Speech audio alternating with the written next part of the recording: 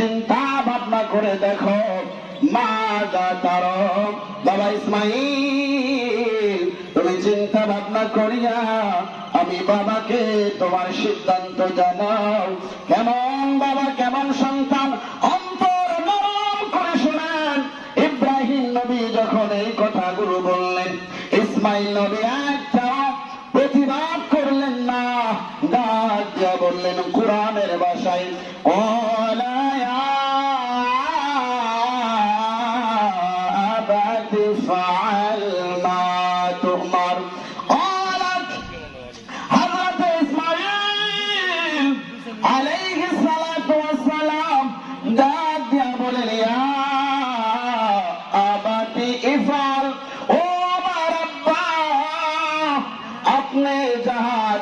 হয়েছেন, আপনাকে আপনার রব আদেশ করেছে, আপনি পালন করুন।